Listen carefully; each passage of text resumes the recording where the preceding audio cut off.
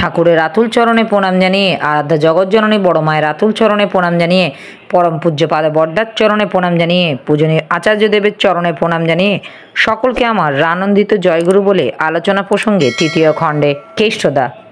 অত টাকা মানুষ পাবে কোথায় যে 1 বছর 1.5 বছরের খাদ্যশস্য মজুদ রাখবে? শ্রী ঠাকুর কষ্ট করেও যদি করে রাখে তাহলে পরিণামে বেঁচে যাবে। সারা বাংলা এবং আলাদা আলাদা করে বাংলার বিভিন্ন জেলায় রাস্তার মানচিত্রগুলি জোগাড় করেন।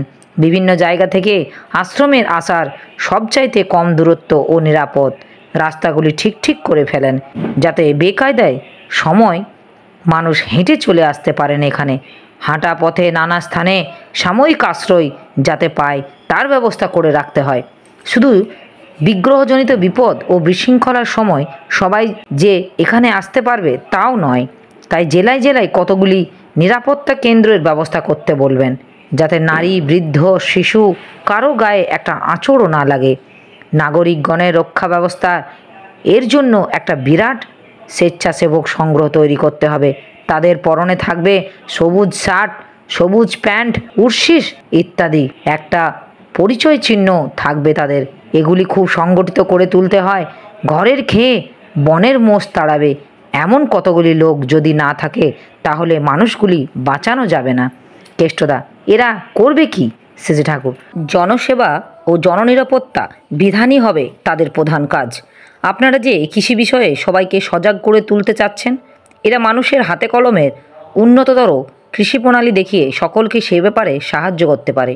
অবশ্য এদেরও শিক্ষা দেওয়া লাগবে কৃষি সম্বন্ধে, শিল্প সম্বন্ধে, স্বাস্থ্যের উন্নতি সম্বন্ধে এবং লোককে বিপদ আপদে রক্ষা করা সম্বন্ধে এদের শিক্ষিত করে তুলতে হবে। এরা সমবেতভাবে কায়িক শ্রম দিয়েও অনেক কাজ করে দিতে পারবে।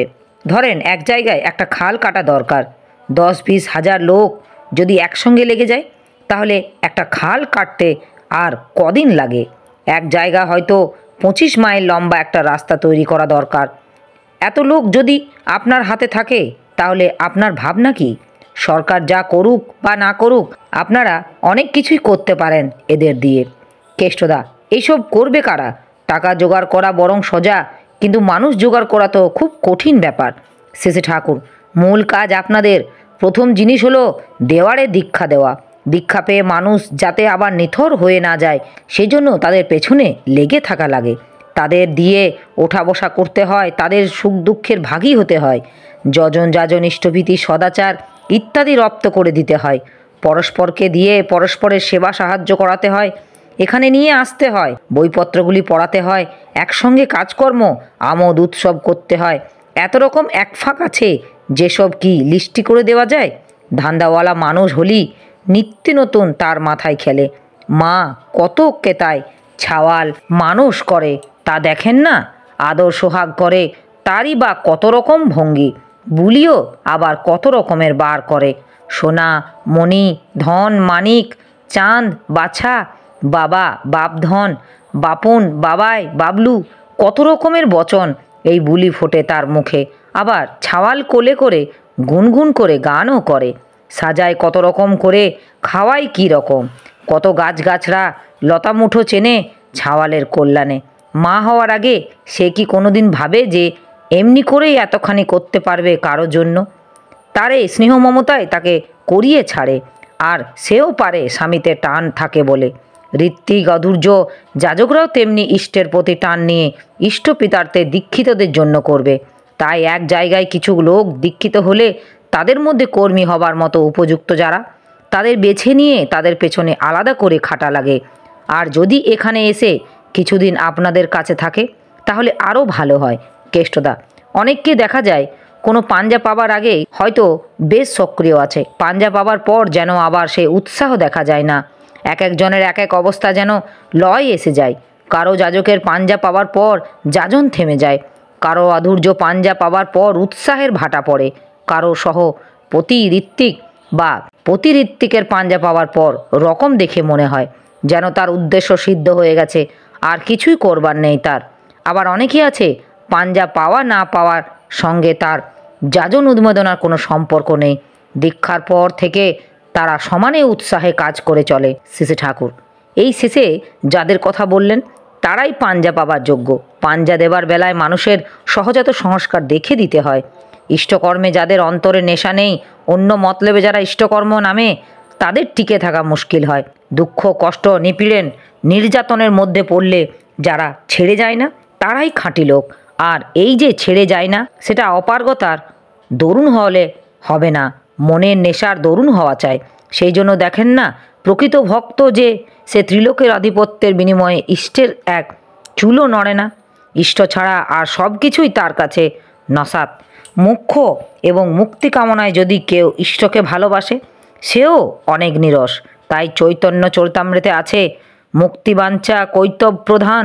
সেই জন্য গীতায় আছে, বহুনা জন্মনাম অন্তে জ্ঞানবাম মাম প্রদত্তে বাসুদেব সর্বমিত স মহাত্মা সুদুর্লভম। সোজা কথায় ওই মানুষটিকে, অর্থাৎ বসুদেবের ছাওয়াল বাসুদেবকেই সে তারই জন্য ভালোবাসতে হবে। তিনি মুখ্য, তিনি চরম, তিনি পরম।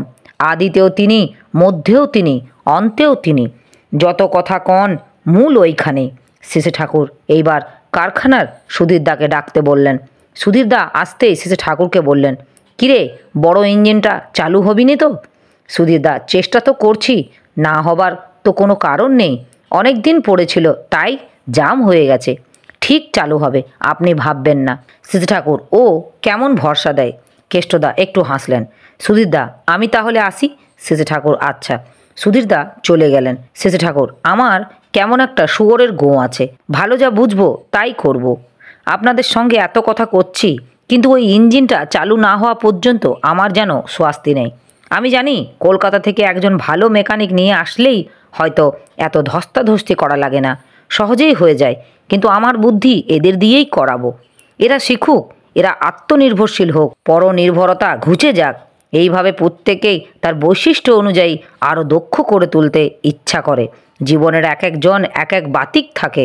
এটা আমার মস্ত বাতিক। কর্মীদের মধ্যে যদি এই বাতিক ঢুকাইয়ে দিতে পারেন, তাহলে দেখবেন তাদের চোখে মুখে আগুনের ফুলকি খেলতে থাকবে। তারা নিজেরাও চুপচাপ থাকতে পারবে না, অন্যকেও চুপচাপ থাকতে দেবে না। কালিদাস মা শেষে ঠাকুরকে তামাক সেজে দিলেন। শেষে ঠাকুর খুশি মনে তামাক খেতে খেতে বললেন, একসময় একজন লোক যারা আসতো, ঘন্টার পর ঘন্টা অনন্তর ওখানে তত্ত্বালোচনা শুনতো, আমার কাছে বড় ভিড় চাইতো না। কারণ আমার কাছে আসলে আমি তো নানা রকম কাজ মাথায় চাপিয়ে দেব, অলস উপভোগে বাধা পড়বে। তাই ফাঁকে ফাঁকে থাকতে চাইতো।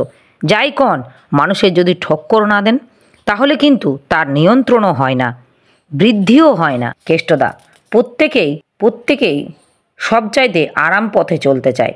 এক একজনের এক এক জায়গায় গাঁট থাকে, সেখানে সে নিজেও হাত দিতে চায় না, অন্য কেউ হাত দিক তাও পছন্দ করে না। শেষে ঠাকুর, দুর্বলতার প্রতি এই মমতা যতক্ষণ থাকে, ততক্ষণ মানুষ এগোতে পারে না। এক কলসি দুধের মধ্যে এক ফোঁটা গরুর চোনা পড়লে যেমন সমস্ত দুধটাই নষ্ট হয়ে যায়, অনেকেই জীবনে তেমনি বহু সদ্গুণের সঙ্গে দু একটা বিশেষ দোষ থাকায় মানুষটা আর ফুটতে পারে না। তাই কর্মীদের নিয়ে চলাফেরা করবার সময় এদিকে বিশেষভাবে লক্ষ্য রাখবেন। নিজেদেরও কোনো দোষ প্রশ্রয় দেবেন না, আর অন্যদেরও এমনভাবে সচেতন করে তুলবেন যাতে তারা তাদের অন্তর্নিহিত কোনো দোষের প্রশ্রয় না দেয়। মারি ওরি পারি যে কৌশলে। নিজের দোষ দুর্বলতা ধরা পড়েছে কি, তাকে চাবুক কষবো, আর অন্যকেও তার দোষ পুষে রাখতে দেব না। শাসন করেই পারি, তোষণ করেই পারি, শাসন তোষণের সংমিশ্রণে পারি, ভালোবেসেই পারি, ভয় দেখিয়েই পারি, এটাই করব। এইভাবে লাগে যান, দেখবেন গোটে গোটে গণ্ডায় গণ্ডায় মানুষ উতরে যাবে নি। কেষ্টদা, জন্মগত সম্পদ না থাকলে এই সহজটুকু করাটাই যে মানুষের আসে না। শেষে ঠাকুর, যার সম্পদ যাই থাক, এই তপস্যার আগুনের মধ্যে ফেলে দেন, এক একজন এক একখানা চকচকে ইস্পাত হয়ে বার হয়ে আসবিনি। আশ্রম মানে আমি বুঝি মানুষ তৈরির কামারশালা। আমার এই আলোচনা প্রসঙ্গে কিছু ভুল ত্রুটি হয়ে থাকলে আপনারা আমায় ক্ষমা করবেন। উপস্থিত দাদা, ভাই, বোন, মায়েদের আমার আনন্দিত জয় গুরু।